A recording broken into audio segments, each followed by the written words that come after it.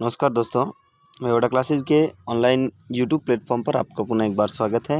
काफ़ी लंबे समय बीतने के बाद में मैं आपके समक्ष इस प्रकार के टेस्ट और लाइव क्लासें लेकर के आने वाला हूं। बहुत जल्दी सीईटी, आरपीएससी और एसएससी के लिए, विशेष करके सीईटी और आरपीएससी वाले विद्यार्थी बंधु ध्यान दें कि जो एसएससी के जितने भी बंधु ध्यान होंगे और जो सीईटी के बंदे हैं उनके लिए मैं दोनों के लिए कंबाइंड ऐसी क्लासों के मुख्य महत्वपूर्ण प्रश्न लेकर के आऊँगा।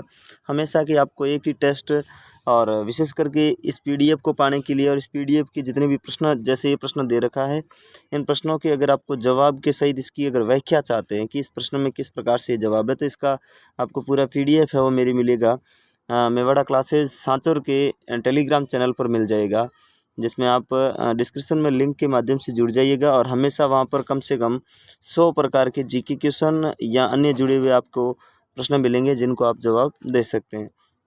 तो साथियों ध्यान दीजिएगा, पहला प्रश्न आज का है महत्वपूर्ण प्रश्न। राजस्थान के जितने भी कम्पिटिटिव एग्जाम होंगे उसमें पॉलिटिकल से जुड़ा हुआ आज ये टेस्ट लेकर के मैं आपके समक्ष हूँ। पहला प्रश्न है, भारत के राष्ट्रपति की तुलना निम्नलिखित में से किससे करना सर्वाधिक उचित है?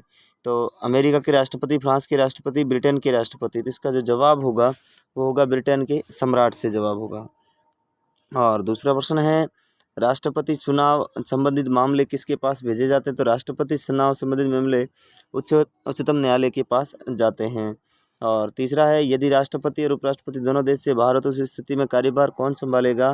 तो सर्वोच्च न्यायालय के मुख्य न्यायाधीश संभालेंगे इस मामले को। निम्नलिखित में से किसकी नियुक्ति भारत के राष्ट्रपति द्वारा की जाती है? तो ये जो राष्ट्रपति है इसकी नियुक्ति साथियों राज्यपाल, एक राज्यपाल होगा या नियंत्रक महालेख परीक्षक भी हो सकते हैं या भारत का न्यायवादी भी, महान्यायवादी भी कर सकता है। और राष्ट्रपति निम्न में से किस सूची के विषय पर अध्यादेश जारी कर सकता है? तो ये जो राष्ट्रपति है इसका जो जवाब होगा वो होगा संघ या समवर्ती सूची के तहत। छठा प्रश्न है, राष्ट्रपति को लोकसभा में किन 2 सदस्यों को मनोनीत करने का अधिकार है? कि राष्ट्रपति है वो लोकसभा के अंदर किन 2 सदस्यों को मनोनीत कर सकता है? तो इसका जवाब होगा एंग्लो इंडियन जो होते हैं उनको ये निर्धारित करते हैं। और लाभ के पद का निर्माण कौन करेगा? तो लाभ के जो पद होंगे उनका निर्माण करेगा संघीय संसद करती है। एक ही व्यक्ति को कितनी बार भारत का राष्ट्रपति बनाया जा सकता है? जो प्रश्न होता है कि इस प्रश्नों में बड़ा बौद्धिकता लगा करके अगर देखें तो वो राष्ट्रपति का चुनाव है, प्रधानमंत्री का चुनाव है, वो कितनी बार है? तो वो अनंत बार है, कई बार ये कोई संवैधानिक इसमें विचार नहीं दिए जाते हैं।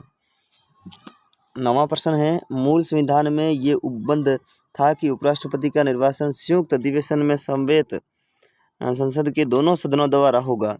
किस संविधान संशोधन अधिनियम के तहत इस संयुक्त अधिवेशन को प्रक्रिया को समाप्त कर दिया? पहले ये होता था कि मूल संविधान के जो प्रबंध था वो उपराष्ट्रपति का निर्वाचन जो अधिवेशन होता था वो समवेत दोनों सदनों के बीच में मतलब जो समवेत होता था वो दोनों सदनों के बीच में किया जाता था। तो अब है वो ये निरस्त कर दिया गया है। तो 11वां संविधान संशोधन सन 1961 के तहत किया गया है।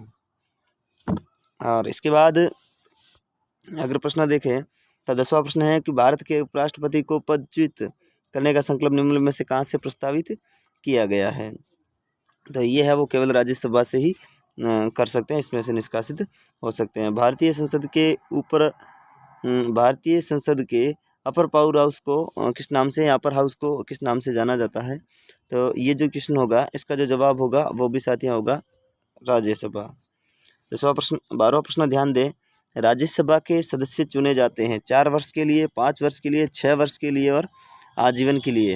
नहीं साथियों, ये जो होगा वो 6 वर्ष के लिए होता है। बाकी वाले जो चुनाव आयोग के द्वारा चुने जाते हैं वो भी सभी 5 वर्षों के लिए होता है।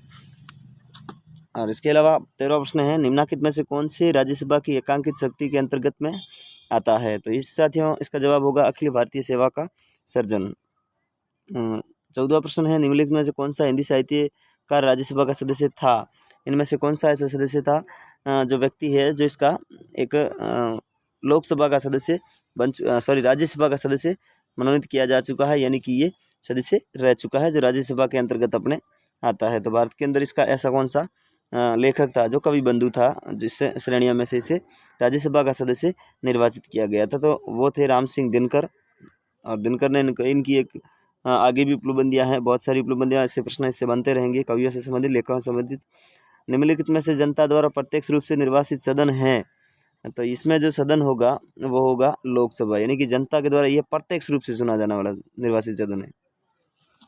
और आगे का प्रश्न है, क्षेत्रफल की दृष्टि से केंद्र शासित प्रदेश में देश का सबसे छोटा लोकसभा निर्वाचन क्षेत्र कौन सा है?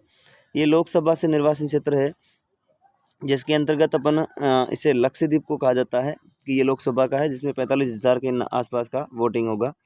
और लोकसभा में सर्वाधिक प्रतिनिधित्व के आधार पर राज्यों का सही क्रम है, जो सही क्रम है कि सर्वाधिक लोक सभा के अंदर सदस्य जो निकल करके आते हैं वो कहाँ से निकल करके आते हैं। सबसे पहला है उत्तर प्रदेश, जिसके अंदर अगर आपको पूछे तो 80 है, और महाराष्ट्र और पश्चिम बंगाल एक में 48 के आसपास और एक में 40 के आसपास की सीटें रहती है। और राजस्थान की अगर बात करें तो इसमें आपको सभी को पता है कि अपन 25 के आसपास लेते हैं। और टोटल अगर बात करें तो ये 400 के आसपास की है। ध्यान दें, राजस्थान में राज्यसभा की 200 सीटें रहती है। और अस्थायी लोकसभा या प्रोटेम स्पीकर को कौन नियुक्त करता है? तो ये जो 18वां प्रश्न है इसमें राष्ट्रपति इसको नियुक्त करता है। ये जो स्पीकर होगा इससे कौन नियुक्त करता है? राष्ट्रपति नियुक्त करता है। लोकसभा के सुरक्षित निर्वाचन क्षेत्र में निम्न में से किस वर्ग के लिए नहीं है? लोकसभा के सुरक्षित निर्वाचन क्षेत्र में से किस वर्ग के लिए नहीं है? ये मना कर रहा है, हाँ के लिए नहीं बोल रहा है। इसमें से कौन सा ऐसा है जो नहीं है? तो ये है वो पिछड़ा वर्ग, इसमें से नहीं होता है। और भारत में एक व्यक्ति अधिक से अधिक कितनी बार पर प्रधानमंत्री बन सकता है? इसमें भी मैंने आपको पहले बता दिया कि कई बार भी बन सकता है, कोई संवैधानिक इसका नियम नहीं होता है। Thank you for watching. बने रहिएगा हमारे साथ में और टेलीग्राम चैनल को ज्वाइन कर दीजिए, जिसके माध्यम से आप हमेशा ऐसे टेस्टों को दे सकते हैं। और ज़्यादा से ज़्यादा चैनल को सब्सक्राइब करें ताकि आने वाली वीडियो की नोटिफिकेशन आप तक पहुँच सके। Thank you.